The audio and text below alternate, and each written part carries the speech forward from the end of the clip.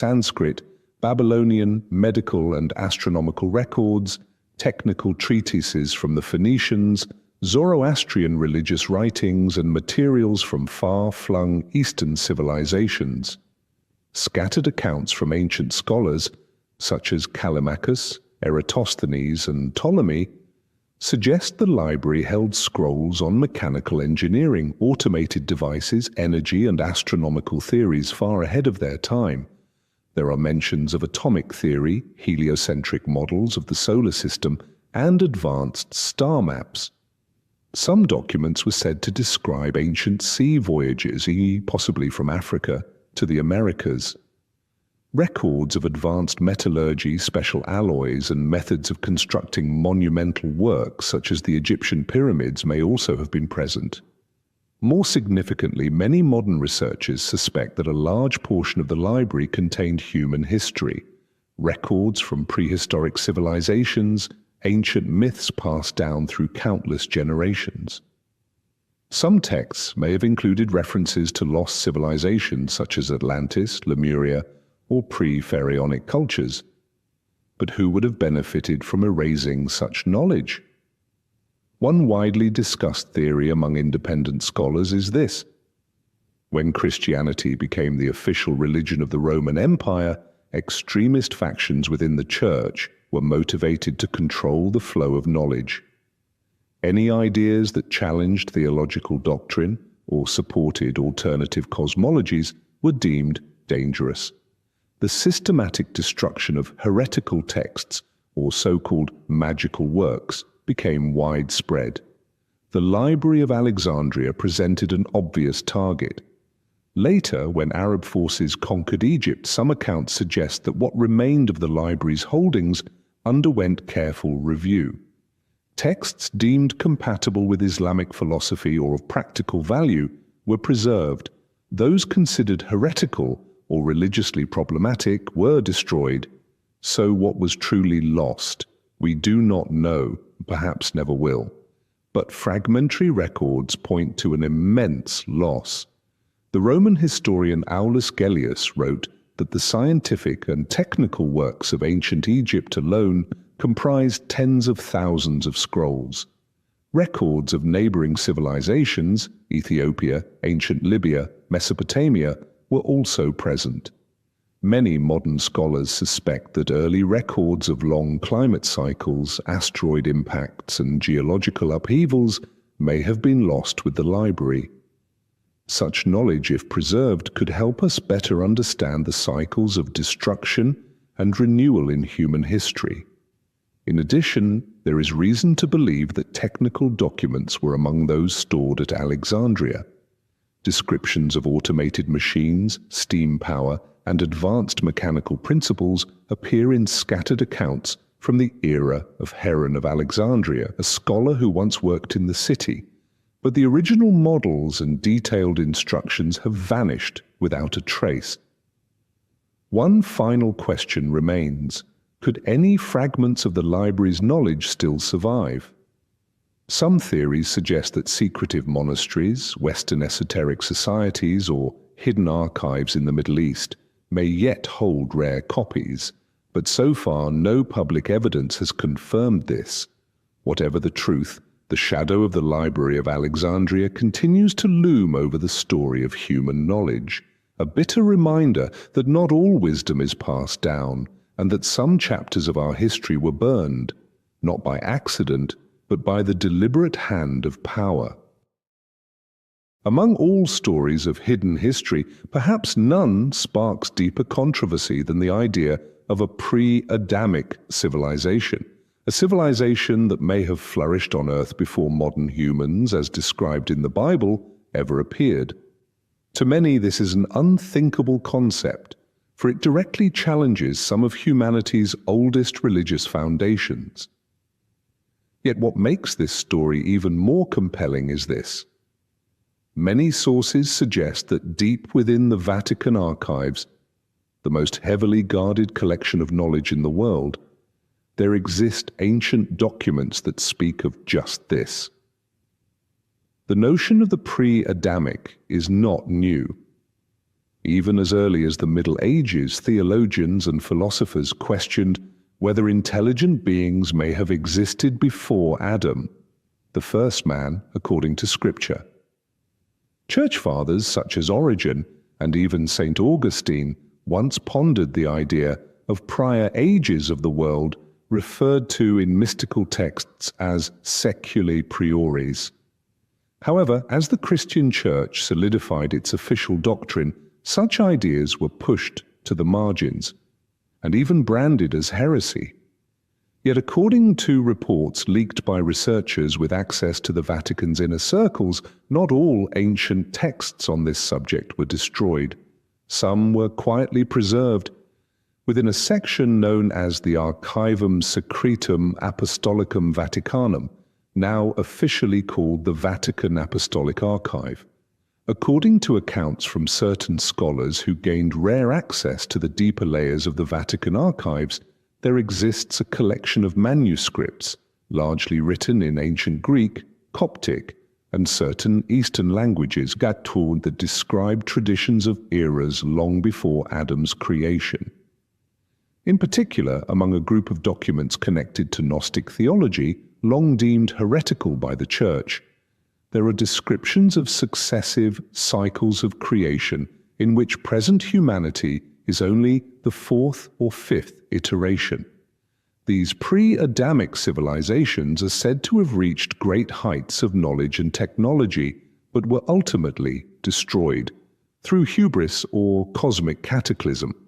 Some texts even mention buried cities, machines beyond human comprehension, and stone pillars inscribed with symbols no one on earth can now decipher. But why are such documents so carefully hidden? One obvious reason is that they contradict the Church's account of human history. Admitting that civilizations predated Adam would not only undermine the concept of original sin, but also challenge a theological structure that has stood for over 1,500 years. Furthermore, these manuscripts contain provocative details regarding the nature of humankind itself. Some describe pre-Adamic beings as not fully resembling modern humans, possibly taller, possessing different biological or spiritual characteristics. This raises unsettling questions about ancient species that may have once coexisted on Earth, an idea sensitive to both mainstream science and religious orthodoxy. It is also noteworthy that in the 19th century, as inconvenient archaeological discoveries began surfacing, such as extremely ancient stone tools and mysterious underground structures, some researchers linked these findings to the concept of pre-Adamic civilizations. Yet most such research was swiftly marginalized or excluded from mainstream academic circles. According to certain sources from scholars who have worked within the Vatican archives, internal directives explicitly mandate that materials on this subject must be permanently archived, never copied or made public. Some key manuscripts are even said to be encrypted or concealed within unindexed collections. Beyond manuscripts, there are rumors that the Vatican also holds artifacts allegedly linked to pre-Adamic civilizations. These objects have never been displayed publicly. Some reports describe stone tablets engraved with symbols from no known language and certain metal tools exhibiting purity and craftsmanship far beyond what ancient technologies are thought capable of producing. Of course, the Vatican neither confirms nor denies the existence of these materials. And access to the most sensitive areas of the archives requires a level of clearance so high that almost no scholar outside the inner church hierarchy can attain it. Yet clues continue to surface. Internal reports, testimonies from scholars who glimpsed the manuscripts, and leaked correspondence within the theological research community all point to a striking conclusion. The Vatican holds documents suggesting that human history may be far more complex than the publicly accepted narrative. And if these records were ever decoded and revealed, they would force the world to reconsider its entire understanding of the past, of origins, of human nature, and of our true place in the cosmic flow of history. Until that day comes, the story of a pre-Adamic civilization will remain one of the deepest secrets, not only behind the stone doors of the Vatican, but within the complacency of modern knowledge itself. Throughout the flow of history, there are ancient artifacts that astonish not merely for their beauty or artistic value, but for the deep questions they pose about humanity's past. One such object, perhaps one of the most enigmatic maps ever discovered, is the Piri Reis map. Drawn in 1513 by the Turkish admiral and cartographer Piri Reis, this map is famous not only for its extraordinary accuracy, but also for what it depicts: coastlines that should have been impossible for people of that era to know, and it raises a profound question: might there once have existed civilizations with global exploration capabilities whose knowledge was later forgotten or deliberately concealed? Today, only a fragment of the Piri Reis map remains. Discovered in 1929 in the archives of Istanbul's Topkapi Palace. The surviving portion shows the western coasts of Africa, the eastern coast of South America, and most controversially, a part of Antarctica, with details that continue to baffle researchers. First, it must be said that in 1513 Antarctica had not yet been officially discovered. It wasn't until 1820 that European expeditions first set foot on the icy continent. Yet on the Piri Reis map, the southern region is depicted as a landmass with clearly drawn coastlines, notably free of ice. This has led to many bold theories. One researcher, Charles Hapgood, author of Maps of the Ancient Sea Kings, argued that the Piri Reis map may have been copied from much older sources, dating to a time when Antarctica was not yet covered in thick ice. Hapgood cited geological studies suggesting that parts of Antarctica's Queen Maud Land coastline may have been ice-free around 6,000 years ago, or even earlier. If this is true, then to have drawn such details, ancient seafarers or cartographers must have possessed global exploration capabilities, something that mainstream history does not yet accept. Even in the map's own notes, Piri Reis clearly states that he compiled it from very ancient source maps, including charts from the time of Alexander the Great, and even some maps copied from much earlier times. He described the process as assembling fragments of long-lost knowledge preserved through generations of mariners. Another striking detail is the map's extraordinary accuracy regarding the coasts of South America and Africa. Compared to contemporary European maps, which still contained major errors, Piri Reis's map displays coastlines with shapes and proportions remarkably close to modern standards. Many researchers argue that this level of precision could not have been achieved through mere coastal voyages and the rudimentary surveying techniques of the Middle Ages. One theory is that the original maps Piri Reis accessed may have employed advanced projection methods, something only civilizations with very high mathematical and astronomical knowledge could accomplish, and so the greatest question remains unanswered: where did those original maps come from? According to internal academic records from the Ottoman scholarly tradition, there are hints that the libraries of Constantinople, which had preserved many ancient manuscripts from the Byzantine Empire, were an important source of knowledge for Islamic scholars of the Renaissance. And Constantinople itself had once held a vast trove of Greek, Roman, Egyptian, and Phoenician documents.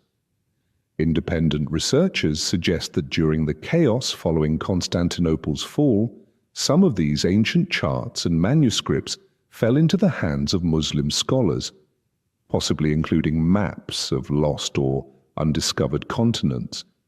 But which civilization originally created these source maps remains a mystery. Some theories link them to the Phoenicians, master seafarers of the ancient world. Bolder hypotheses suggest they may trace back to prehistoric civilizations unrecognized by mainstream history, possibly connected to pre-Ice Age cultures. An intriguing fact is that after the Piri-Reis map became widely known, certain ancient maps once held in European collections mysteriously vanished or became difficult to access. Scholars working in the Vatican Library and old Venetian archives have reported that informal directives were issued advising against publishing maps that could reignite debates about pre-Columbian maritime history.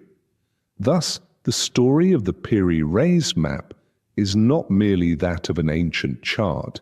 It opens a profound doorway into questions about humanity's past, about whether globally connected civilizations may once have existed, of which we now glimpse only faint fragments. And when one gazes upon those carefully drawn lines, those ice-free Antarctic coastlines, those precise South American shores, one cannot help but ask how much knowledge of Earth's true history has been hidden, lost, or deliberately erased from the memory of humankind. Among all the stories of hidden history, there is perhaps no subject more controversial, more unsettling to mainstream academia, more quietly monitored by governments, than the possibility that humankind may have once been in contact with beings from beyond this earth. And what makes this subject so compelling is that it is not confined to conspiracy theories or works of science fiction. Over the past several decades, a vast collection of books, research papers, archival records, and even government reports on this topic have been suppressed from public release or restricted with great care. And when one traces the shadows of these suppressed materials, an astonishing picture begins to emerge. It is possible that in the distant past, many ancient civilizations may have had encounters, or at least clear traditions, regarding beings not of this earth. Let us begin with the ancient records. Across countless ancient cultures, from Egypt, Mesopotamia, and India to the civilizations of the Americas, there are recurring legends of gods who came from the sky or teachers who arrived from the stars. In ancient Mesopotamia, clay tablets such as the Enuma Elish and the Sumerian king list speak of the Anunnaki, those who from the heavens came to earth, who guided humans in building the first cities and taught them the arts of agriculture and architecture. In Egypt, inscriptions at the temple of Edfu describe beings capable of flight, riding in celestial vehicles, who came from the land of the stars. In Indian culture, the Mahabharata and Ramayana recount in detail great battles involving Vimana, flying craft capable of traversing the atmosphere. Such stories appear with remarkable consistency around the world, to the point where many serious researchers now see them as far more than mere coincidence. What has made this subject particularly sensitive is that since the 20th century, modern authors began systematically compiling evidence, including physical artifacts, suggesting that ancient civilizations may have had contact with extraterrestrial intelligence.